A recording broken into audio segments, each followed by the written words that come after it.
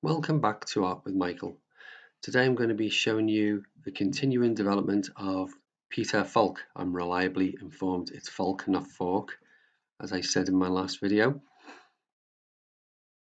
Here I'm just moving on to the area around the face. The face was pretty much complete, but I was finishing last time talking about the way I approach it like a jigsaw, and you create separate pieces. So once the main part of the face is done, I move to the outer part of the face. So we're looking at the forehead and his left, our right side of the face.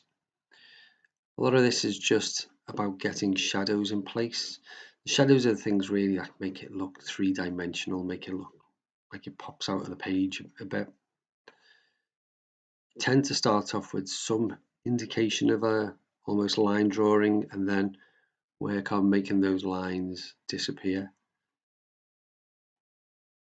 Now, I use the same technique I used on the rest of the face, but like I said, once you put those extra pieces in, you do find that there's contrast problems. Maybe the bit you've just done is too light, or maybe once you put the extra bit in, you realize that the bit that you had already finished was too light, and you then have to go in and go over those parts. You'll often see me return to areas that I've already completed, like here, the eye, the surrounding of the right eye, going over it again and adding more depth because I'm realizing that there's not enough pencil on it.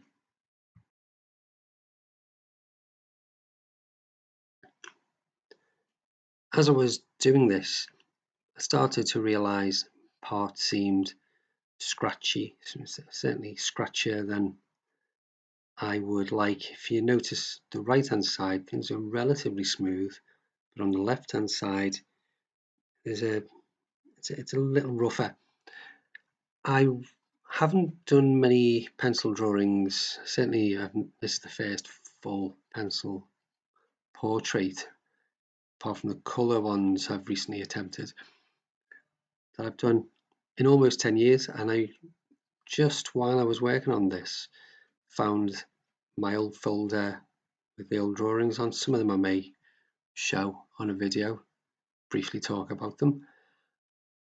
But those issues weren't present, so I know for sure that I've taken a few steps back from the things I used to do, but still, given how long it's been since I worked on anything, I'm quite happy with how this one's turning out.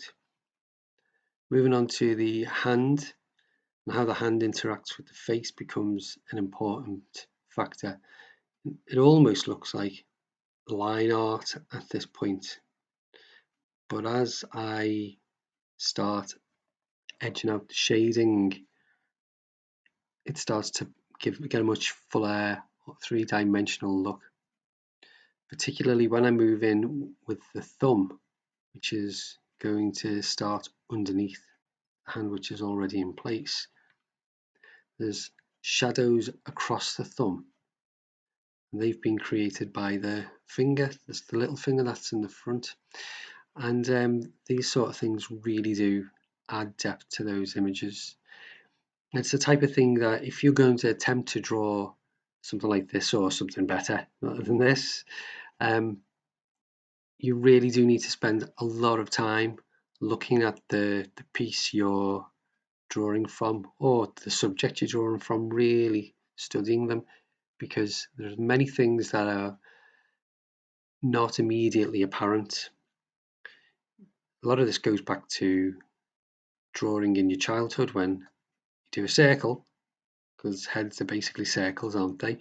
And then you do maybe some curly hair on top, a couple of extra circles for eyes, a semicircle for a mouth, and it tells the story you want to tell, and everyone knows it's a face. But as you get more adept at drawing, those circles for eyes turn into ovals, and then they have ovals with a circle in the middle for the iris. And after a while you might get more detail in there until eventually you're putting in shading, maybe colour, getting these things to look quite realistic. It takes quite a while to get to that point, but it doesn't come easy. It does need practice, and it does need you to spend a lot of time paying attention to what's wrong with what you've done. Now, what's wrong isn't necessarily an insult. It's almost like spot the difference. You look at the image that and think about how you want it to be, and you find what is not the way you want it to be. Doesn't mean that you don't like it. For example, I've a few issues with this. The crease of the mouth on the left hand side of the picture at this point, I'm really not very happy with. But overall, you need to take steps to get to where you want to be. They won't come out perfect first time. So practice and practice. If it doesn't look like a photograph, that's not necessarily a problem. Line art is an absolutely amazing skill. If it looks different in a specific way, maybe proportions are different, you've maybe not used a grid or measured things out very well.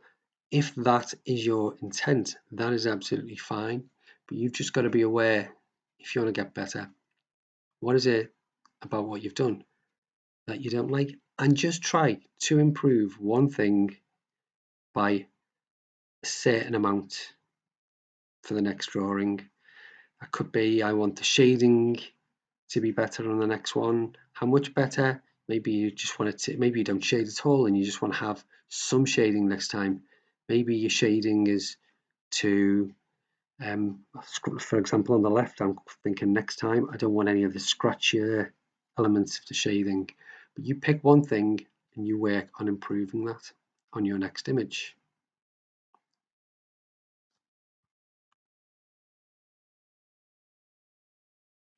And that brings us to where we are now. The next step is to balance out some of the shading and fill in the clothing, some of the background, and hopefully by that point things will really come alive. I hope you enjoyed it. I hope you found some useful information here, and look forward to seeing you on the next video. Thank you. Please like and subscribe. What's the worst that could happen?